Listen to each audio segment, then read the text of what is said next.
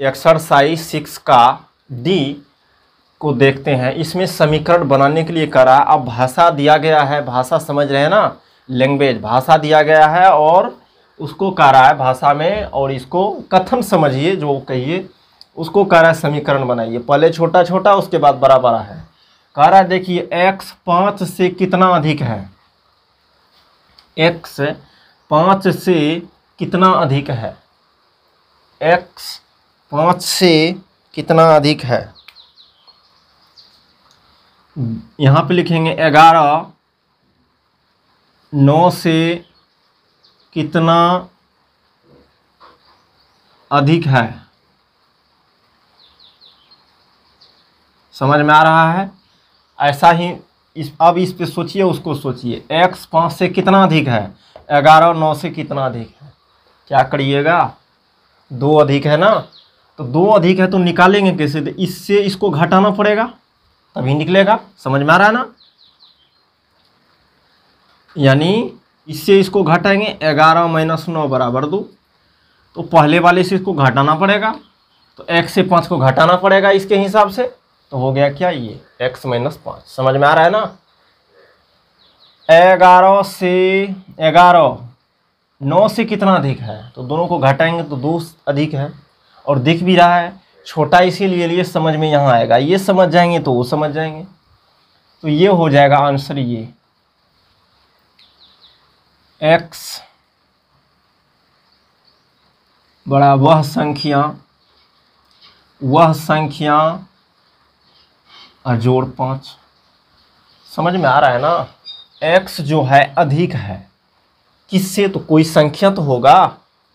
जैसे यहाँ पे 11 9 जो था, 11 जो है अधिक है, तो अधिक जो होगा कितना होगा, 2 होगा। तो वो संख्या क्या है, 2। और यहाँ पे पता ही नहीं तो क्या करेंगे। जैसे यहाँ पे कहेगा, इसको जब निकालेंगे ढंग से, थोड़ा ढंग से मतलब ये हो गया कि मैथ की भाषा से निकालेंगे थोड़ा, तो क्या करेंगे, 9 में कुछ जोड़ देंगे, y जोड़ दीजिए, z जोड़ दीजिए, x जोड़ दीजिए। इसमें कुछ जोड़ेंगे तो इतना हो जाना चाहिए, या y बराबर इस 9 को उस साइड भेज दीजिए, 11 - 9 बराबर 2 हुआ। तो y का मान 2 हुआ। मतलब समझ रहे हैं, मीनिंग मेरा ये है कि यहाँ पे वह संख्या, जिस संख्या जो जितना अधिक है, ये x जो है अधिक है, तो कितना अधिक है, तो मैंने जाना नहीं कि कितना अधिक है, तो कह दिया वो संख्या क्या है, x। और x से 5 अधिक है। ठीक है, तो अब चलिए x और ये 5 को उस साइड ले जाएंगे, तो -x बराबर वह संख्या कौन सी संख्या, जितना अधिक है वो संख्या। ये 5 यहाँ पे आएगा, 5। तो ये आंसर हो गया x - 5 आंसर। मतलब इसको रंगीन करना है, यहाँ पे देखेंगे ऑब्जेक्टिव हो गया ये। यहाँ पे देखेंगे 5 में कितना से गुना किया जाए। हम कहते हैं x से गुना कर दीजिए, या a से गुना कर दीजिए, कुछ से गुना कर दीजिए। 5 में कितना से गुना किया जाए कि वह a हो जाए। चलिए थोड़ा सा इसको देखेंगे अलग तरह से। तो यहाँ पे लिखेंगे 10 में कितना से गुना किया जाए। ये माथे में फिट होना चाहिए। गुना किया जाए कि वह 50 हो जाए। 50 हो जाए तो क्या करिएगा, इसमें 10 से गुना करिए। कैसे, तो 10 को x से गुना कर देंगे और बराबर कह देंगे 50 हो गया। उसी प्रकार 5 में कितना से गुना किया जाए, तो 5 में हम गुना कर देते हैं x से गुना कर दिए। यहाँ पे a नहीं दे सकते हैं क्योंकि क्वेश्चन में ही a दिया हुआ है, तो a छोड़ के कुछ भी दे सकते हैं, x y z b c d कुछ भी। तो कह रहा 5 में कितना से गुना किया जाए, मैंने कहा x से गुना कर दो, हो जाएगा कितना, तो a हो जाएगा। 5 में कितना से गुना किया जाए, मैंने कहा x से गुना कर दो। x से ही गुना कर देते हैं, पता ही नहीं चलता तो क्या करेंगे, x से गुना करते हैं और हो क्या जाता है, a हो जाता है। तो बराबर a। अब x का मान क्या हो जाएगा 100 भी, या x बराबर a है बराबर में तो a, 5 गुना में है तो भागा में, कितना आ गया आंसर a/5, यानी कि 5 में इससे गुना करने पर a हो जाएगा। फिर से 5 में इतना से गुना करने पर, वो संख्या मैंने माना था x, तो 5 में अभी यहाँ पे देखेंगे ना, x के जगह पे दे दीजिए ये a/5, a हो जाएगा आंसर। तो आंसर क्या आ गया a/5। a/5 कहाँ है a/5? देखिए यहाँ पे है, इसको रंगीन करना है,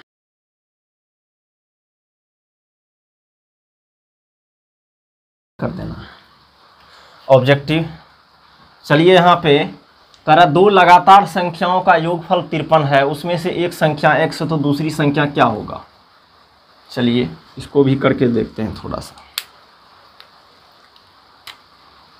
दो लगातार संख्याओं का योगफल 53 है, एक संख्या उसमें x है। तो लगातार संख्या समझ रहे हैं, जैसे 1 होगा तो उसके बाद 2 होगा, 5 होगा तो 6 होगा, समझ रहे हैं। जैसे 15 होगा तो उसके बाद 16 होगा, ये लगातार संख्या हुआ। मतलब यहाँ जैसे 21 होगा तो उसके बाद 22 होना चाहिए, 100 होगा तो उसके बाद 101 होगा, ये हो गया लगातार संख्या। तो कह रहा है दो लगातार संख्याओं का योगफल 53 है, एक संख्या x है तो दूसरी संख्या क्या होगा। माना यहाँ पे लिखेंगे, माना दूसरा संख्या बराबर y। अब x यहाँ पे ले चुके हैं, इसीलिए x तो लेंगे नहीं, क्वेश्चन में x दिया हुआ है इसीलिए y लिए। a भी ले सकते हैं, b भी ले सकते हैं, आपके मन में जो आए, सिर्फ x को छोड़ के, क्योंकि x क्वेश्चन में दिया हुआ है। माना दूसरा संख्या y है तो लिखेंगे पहला संख्या जोड़ दूसरा संख्या बराबर योगफल। योगफल तो जानते हैं ये सभी, एक संख्या को दूसरे संख्या को जोड़ेंगे, 2 संख्या रहेगा तो 2 को जोड़ेंगे तो योगफल, 3 संख्या रहेगा तो 3 को जोड़ेंगे तो योगफल।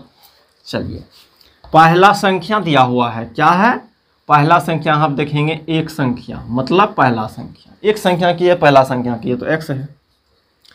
दूसरा संख्या मैंने मान लिया y, या दूसरा ही संख्या लिख दीजिए या y कर दीजिए y। योगफल दिया हुआ है 53 दिया हुआ है। अब निकालना क्या है, अपना लोग को दूसरा संख्या निकालना कह रहा है ना, दूसरा संख्या क्या होगा। तो y बराबर 53, ई x को उस साइड ले जाएंगे तो -x। तो एक संख्या की है x, दूसरा संख्या क्या हो जाएगा 53 -x। समझ में आ रहा है ना, पहले यहाँ तक तो समझ में आ जाना चाहिए। पहला संख्या x है, x माने, दूसरा संख्या y माने है तो y दिए। ये संख्या दिया हुआ है x, तो इसको उस साइड ले जाएंगे। निकालना तो हमको y है, निकालना तो दूसरी संख्या है, दूसरा संख्या y है तो हमको y की वैल्यू निकालना है, इसीलिए y की वैल्यू निकाले। y की वैल्यू 53 -x आया। मीनिंग ये हो गया कि यहाँ पे दूसरा संख्या क्या हो गया 53 -x। तो 53 -x कहाँ पे है, सेकेंड नंबर में देख लीजिए यहाँ पे। समझ में आ रहा है। दूसरा संख्या ये हो, सीता के पास x रुपया के 15 नोट है। x रुपया मतलब 10 रुपये का होगा, 20 रुपये का होगा, 100 रुपये का होगा, 1000 रुपये का होगा, जो भी होगा। तो ये x रुपये का 15 नोट है। तो कह रहा है कि सीता के पास कुल रकम, एक बात पहले जानेंगे, ध्यान से देखिए।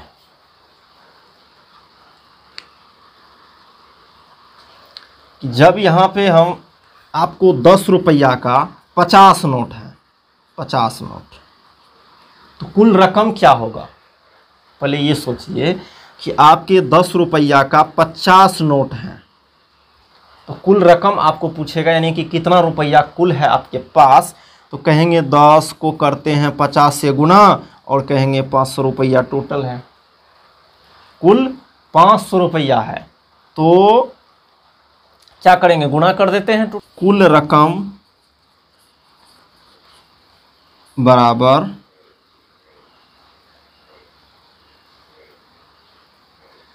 रुपया गुना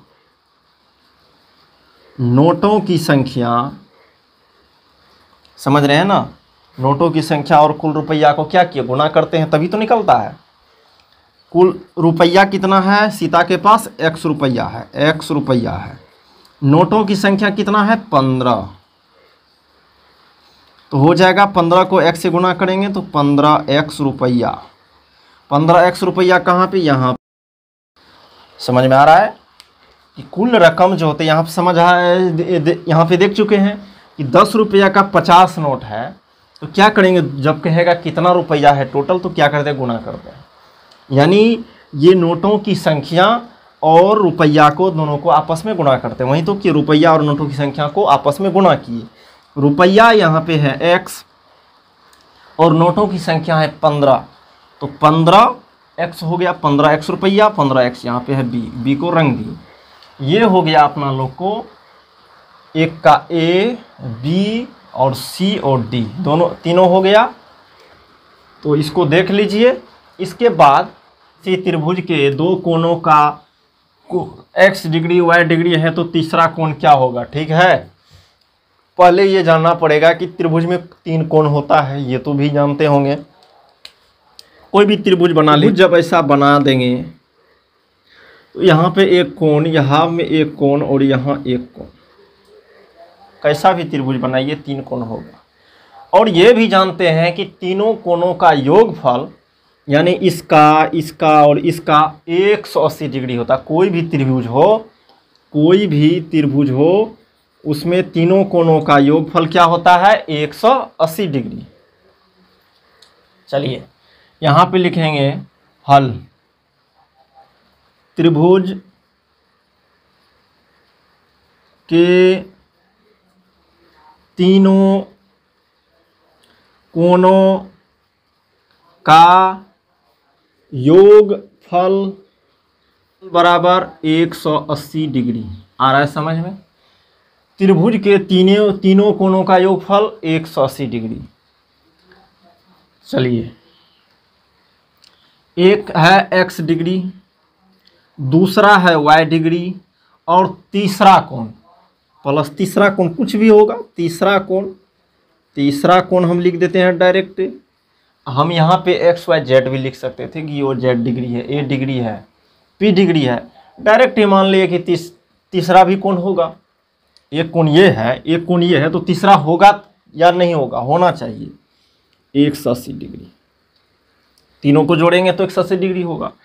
इसको डायरेक्ट उस साइड ट्रांसफर कर दीजिए। तीसरा कोण निकालना है, ये तो दिया हुआ है x डिग्री, ये दिया हुआ y डिग्री। तीसरा को निकालना है तो इसको डायरेक्ट उस साइड ले जाइए। यहाँ पे लिखेंगे तीसरा कोण बराबर 180 डिग्री घटाओ x जोड़ y। आ रहा है समझ में। 180 degree minus x plus y degree, x degree plus y degree. चलिए ये हो गया, समझ में आ रहा है, क्लियर। आप कहेंगे इसको काहे ने किए, एक बार माइनस, एक बार इसको, वो भी करते तो वही होता है। ये माइनस से देखिए ना, ई माइनस में ई भी में लगेगा, ये माइनस इसमें लगेगा, तो ये अच्छा देखने के लिए किए। और देखिए ऐसा कहाँ पे है, तीसरा कोण निकल गया 180 degree minus x degree plus y degree का, और यहाँ पे है ऐसा।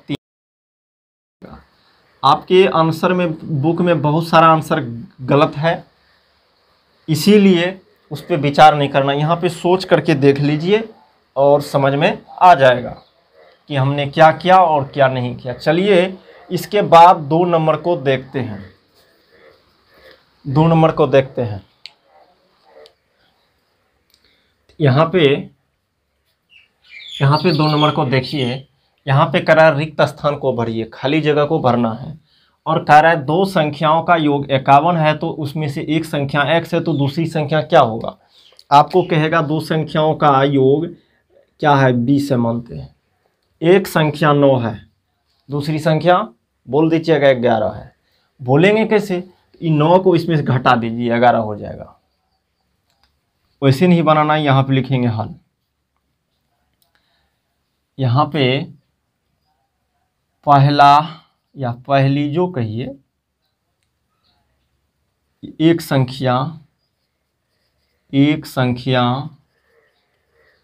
जोड़ दूसरा संख्या बराबर योगफल। आ रहा है समझ में? एक संख्या मतलब x जोड़, यहाँ समझ रहे हैं ना, एक संख्या जोड़ दूसरा संख्या योगफल, दो संख्या को जोड़ेंगे तो क्या होगा, योगफल प्राप्त होगा। चलिए, एक संख्या है x, तो x दिए, दूसरा संख्या बराबर योगफल कितना, 51। यहाँ तक ठीक है।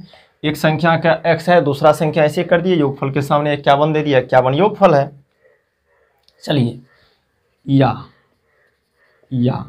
यहाँ पे दूसरा संख्या या दूसरी संख्या बराबर 51 अब माइनस x प्लस में है, उस साइड जाएगा तो माइनस में, तो दूसरा संख्या कितना निकला, 51 माइनस x। यहाँ पे लिखेंगे आंसर ये हो गया 51 माइनस x, और खाली जगह पे दे देंगे 51 माइनस x। दो संख्याओं का गुणनफल 104 है तथा उसमें एक संख्या हुआ है तो दूसरा संख्या, देखिए यहाँ पे लिखेंगे हल, यहाँ पे लिखेंगे पहला, या एक संख्या है तो एक संख्या ही लिखिए, एक संख्या गुना दूसरा संख्या बराबर गुणनफल। दो संख्या को गुणा करेंगे तो गुणनफल होगा, जोड़ेंगे तो योगफल होगा, और भागा देंगे तो भागफल होगा, ये सब समझते हैं। तो जो गुणा किए तो गुणनफल होगा। एक संख्या दिया हुआ है, देखिए यहाँ पे एक संख्या x y है तो y लिखेंगे गुना दूसरा संख्या, और गुणनफल दिया हुआ है 104 आ रहा है, गुणनफल के सामने गुणनफल, या दूसरा संख्या 104 y गुना में है, इस साइड भागा में, आंसर ये हो गया 104 बटे y, दूसरा संख्या हो जाएगा। तो यहाँ पे खाली जगह पे भर दीजिएगा 104 बटे y। 3 नंबर को देखते हैं, यहाँ पे कह रहा है यदि एक संख्या z है तो उसके बाद वाली संख्या क्या। मानते हैं कि कोई संख्या यहाँ पे 2 है, इसके बाद में क्या आ जाएगा, 3 आ जाएगा। जब यहाँ पे 10 होगा इसके बाद क्या आ जाएगा, 11 आ जाएगा। जब यहाँ पे 15 होगा तो उसके बाद क्या आ जाएगा, 16 आ जाएगा। तो हो क्या रहा है, हो रहा है कि इसमें एक जुटेगा, इसमें एक जुटेगा तो 3 होगा, इसमें एक जुटेगा तो 11 होगा। समझ में आ रहा है। और यदि एक संख्या z है तो उसके बाद में क्या आ जाएगा, z प्लस 1। एक संख्या बराबर x, दूसरी संख्या बराबर x जोड़ 1 आता है। और जब x के जगह पे z दे देंगे तो यहाँ भी z हो जाएगा। आंसर यही तो हुआ। आ रहा है समझ में ना। जैसे यहाँ पे 21 है, कहेगा इसके बाद क्या होगा, तो कह देंगे 22 होगा, हो जाएगा। तो होगा कैसे, तो 21 में एक जोड़ दीजिए, हो जाएगा 22। तो पहला संख्या 21 है तो एक जोड़ दिए, 22 आ गया। दूसरा संख्या जोड़ दीजिए, लगातार कराए ना। यदि एक संख्या z है तो उसके बाद वाली, तो बाद में क्या होगा, 1 प्लस 1 ज़्यादा। यदि एक सम संख्या z है तो अगली सम संख्या क्या होगा, इसमें भी नहीं कर दीजिएगा, एक जोड़ दीजिए, ध्यान से देखना है। दो सम संख्या है, इसके बाद क्या आता है, सम संख्या 4। 3 तो नहीं सम संख्या है, तो अगला क्या आएगा, 4। जैसे यहाँ पे कहेंगे 6 लेते हैं एक सम संख्या, तो उसके बाद क्या लेंगे, 8 ही लेंगे। जब कोई सम संख्या यहाँ पे 10 लेते हैं तो उसके बाद क्या होगा, 12 ही होगा ना। जब होगा तो अंतर देखिए कितना है, इसमें 2 का अंतर है ना। यदि एक सम संख्या z है तो अगली सम संख्या क्या होगा, तो इसमें क्या करते हैं, 2 जोड़ देंगे, नहीं जोड़ेंगे। इसमें जब 2 जोड़ेंगे तो 12 होगा, इसमें 2 जोड़ेंगे तो 8 होगा। तो इसमें 2 जोड़ेंगे तब ना अगली संख्या होगा। जैसे यहाँ पे समझ में आ रहा है ना, जैसे 100 है, ये सम संख्या है, तो 101 को थोड़े सम संख्या कह दीजिएगा, नहीं कहेंगे। उसके बाद 102 ही आएगा। तो आएगा कैसे? तो 100 में यानी पहले में 2 जोड़ देंगे 102 हो जाएगा, आ जाएगा। उसी प्रकार दूसरी सम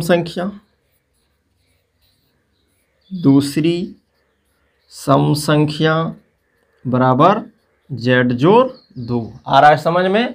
आना चाहिए आंसर।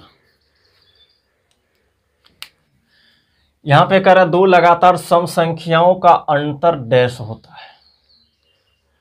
अभी तो देखिए लिए अंतर क्या होता है? 2 होता है। देखिए ना, इनको घटाएंगे 2 होगा। अंतर समझते हैं? अंतर मतलब क्या होता है फिर से बताते हैं। घटाओ और अंतर में फर्क क्या है? घटाओ और अंतर में फर्क क्या है? जैसे आपको कहेगा 17 और 19, या यहाँ पे 29 ही लिख दीजिए, क्या 29 का अंतर। तो अंतर कभी धनात्मक ही होता है, हर वक्त धनात्मक होगा, ऋणात्मक कभी नहीं होगा। आ रहा है समझ में? यानी ये जो हो जाएगा 29 - 17 बराबर क्या हो जाएगा? 1/12। और जब कहेगा घटाइए तो तब तो समझ रहे हैं कि इनको दोनों को घटा देंगे तो क्या हो जाएगा? माइनस में 12 आ जाएगा। तो ध्यान में रखना, अंतर कभी भी ऋणात्मक नहीं होगा, जब भी होगा धनात्मक होगा। आप अपने कॉपी में अपने ढंग से कहीं पे स्टार पॉइंट में लिख दीजिए, अंतर जो है धनात्मक होता है, केवल और केवल धनात्मक होता है, ऐसा लिख देना है। तो 2 लगातार सम संख्याओं का अंतर क्या हो जाएगा? देख लीजिए यहाँ पे सम संख्या का अंतर क्या है? 2। 8 से 6 घटाएंगे 2 होगा, माइनस तो आएगा नहीं, 6 को 8 से घटा नहीं सकते हैं। 2 से इसको घटाएंगे, नहीं घटा सकते, 4 से 2 घटाना पड़ेगा। तो 2 लगातार सम संख्याओं का अंतर क्या हो जाएगा? 2 हो जाएगा आंसर में। समझ में आ रहा होगा? 2 लगातार सम संख्याओं का अंतर 2 होता है। 2 लगातार विषम संख्याओं का अंतर क्या होता है? विषम संख्याओं को भी देख लेते हैं। लगातार विषम संख्या देखिए, 3 के बाद क्या हो जाएगा? 5। पहले ये सोचिए, पहले ये देखिए लगातार होगा क्या। जैसे यहाँ पे एक विषम संख्या है 7, तो इसके बाद क्या हो जाएगा? 9। एक विषम संख्या 51, तो उसके बाद क्या हो जाएगा? 53। छोटा छोटा लेते हैं, समझ में आएगा, इसीलिए बड़ा नहीं लेते हैं। समझ में आ रहा है? 3 के बाद विषम संख्या 5 ही आएगा, 4 नहीं ले सकते, 4 सम संख्या है। जैसे 7 के बाद 6 नहीं, ये 7 के बाद 8 नहीं लेना है, 9 लेना है, क्योंकि 8 लेंगे तो सम संख्या को हमको विषम संख्या लेना है। समझ में आ रहा है? 51 के बाद 52 नहीं लेंगे, 52 सम संख्या, इसीलिए 53 लेंगे। ऐसा ऐसा अनेकों होगा। अब देखिए दोनों को घटाइएगा, किस ये दोनों को घटाइए तो अंतर हो जाएगा 2। इसको भी घटाएंगे तो 2 होगा, इसको भी घटाएंगे तो 2 होगा। आ रहा है समझ में? आना चाहिए। क्या आना चाहिए कि अंतर समझ रहे हैं, अंतर कभी ऋणात्मक नहीं होगा, अंतर कभी भी ऋणात्मक नहीं होता है। तो 5 से 3 जाएगा 2, 9 से 7 जाएगा 2, 53 से 51 जाएगा 2। अंतर कितना हो जाएगा? 2 आंसर। समझ में आ रहा है कि 2 लगातार सम संख्याओं का अंतर, 2 लगातार विषम संख्याओं का अंतर, दोनों में 2 ही आएगा। अभी देख चुके हैं सम संख्या का और विषम संख्या के, यहाँ पे देख चुके हैं। तो आंसर आपका 2 हो। चलिए